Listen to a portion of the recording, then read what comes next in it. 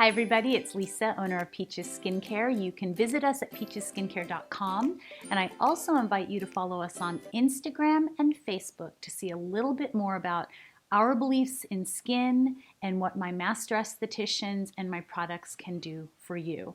If you're just tuning in, if this is your first time, I am a master esthetician of over 30 years. I consider myself to be a holistic esthetician or a paramedical esthetician, which means I've worked with physicians or plastic surgeons in the past, dermatologists, but I've also worked with different skincare lines in department stores.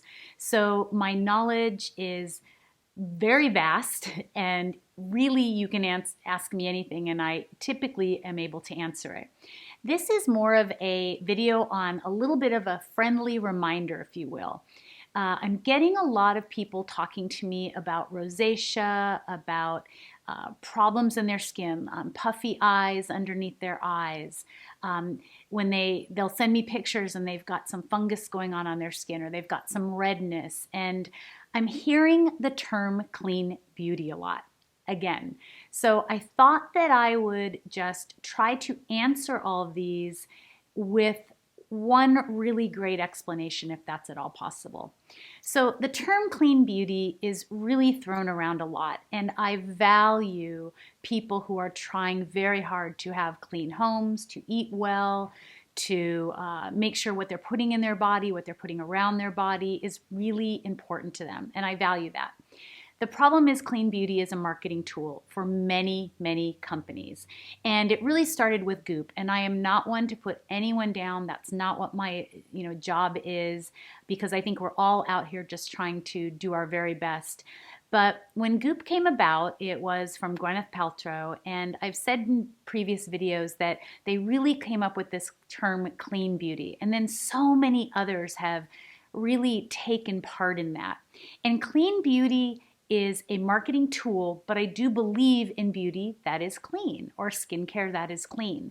The problem lies in the fact that a lot of these dirty ingredients lists are not always correct. A lot of these products are not listing or labeling all of their ingredients, as I've said in the past, or they're making culprits out of things like propylene glycol or different ingredients that we need to use. You can hear my pup over there, that we need to use to make sure that fungus and bacteria does not grow in the product, that we need to stabilize the product.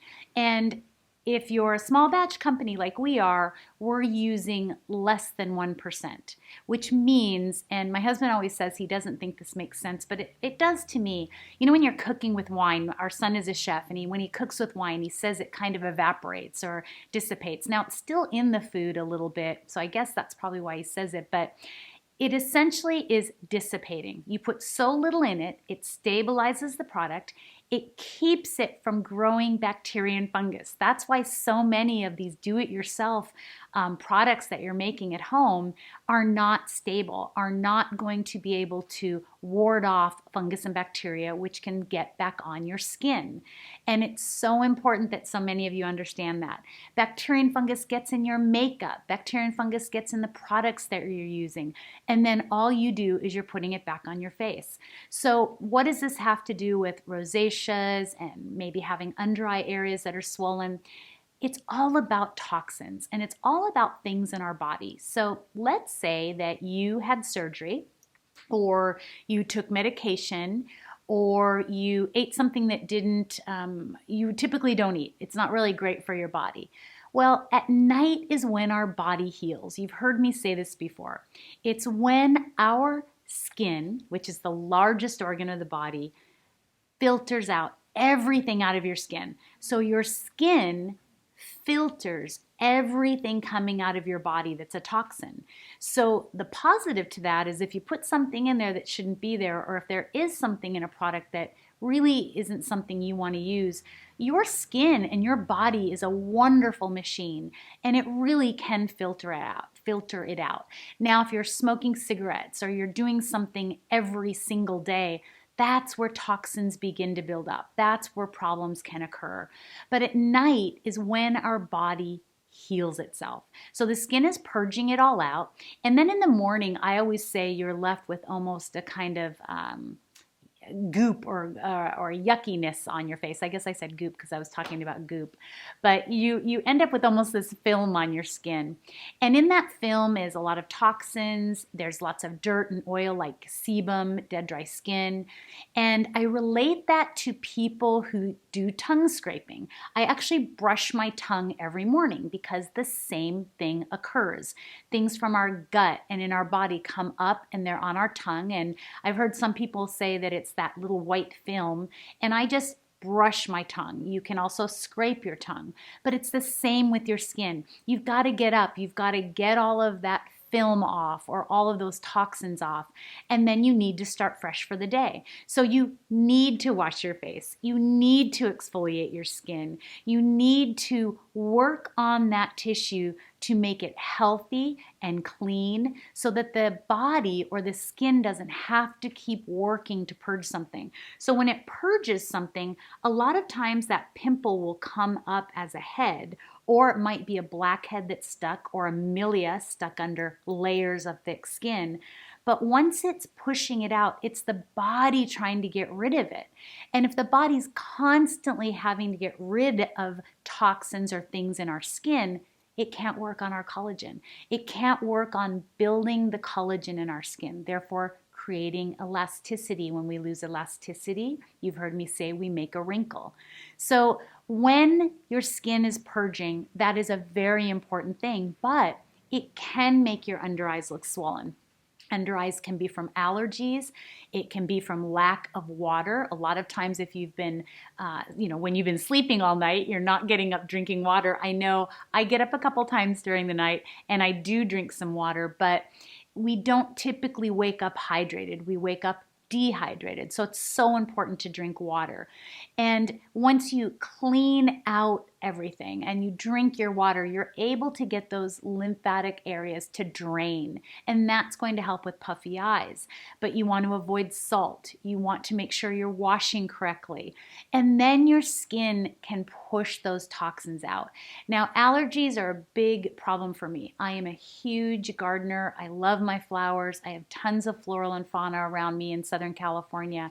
And so it does affect my under eyes. So you've heard me say before, I'll do my neti pot or I'll do some lymphatic drainage massage, but know that you absolutely can make your skin better. If you think you have funguses or what many of you go online and diagnose yourself with, rosacea, it typically is just a fungal problem on your skin.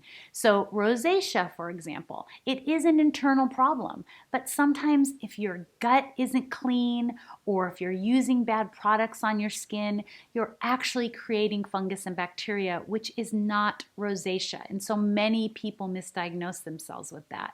So my point is things like under eye swelling or under eye irritation or having redness on your skin or irritation on your skin can be fixed. It can be cleared up with good skincare. Now, does it have to be clean skincare?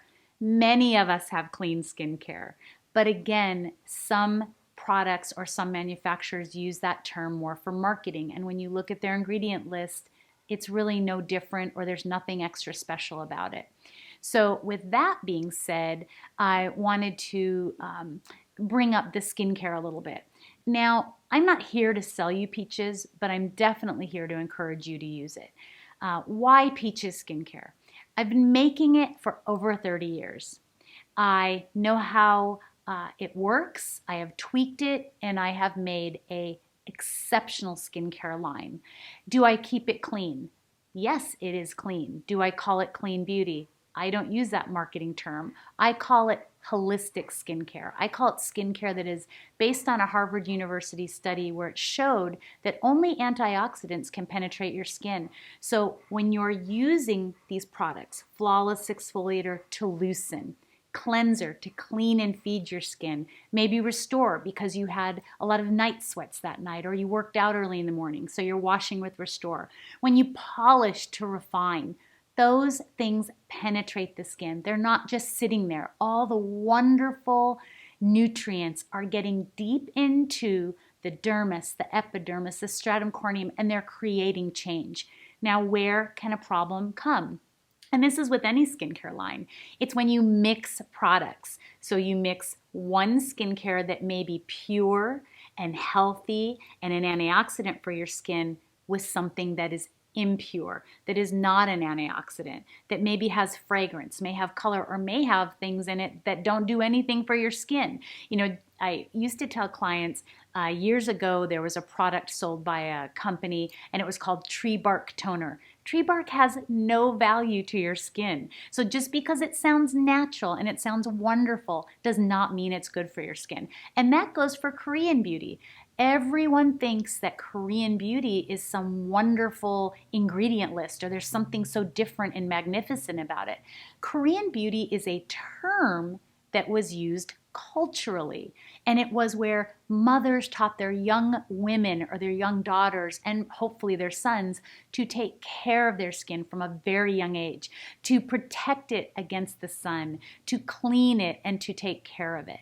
It's not a specific type of product.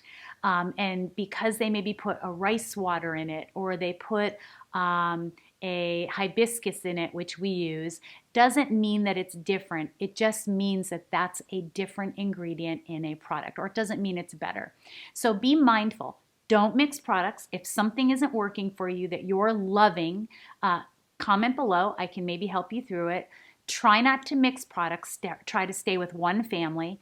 And for goodness sake, buy products that an esthetician can guide you through or your skincare guru. And everyone stop saying that there's medical and professional versus that they're better. Because yes, there's retail, and think about it. It has to be watered down. It can't be super strong because they're selling it in a retail environment. They don't want people going home and harming their skin or burning their skin. And then there's professional. Maybe by a doctor before you do a peel or something invasive. He may give you, I hear a lot about CeraVe, just like Cetaphil. Those are cleansers that are used when they've put you on heavy things like Accutane or lasers or chemical peels.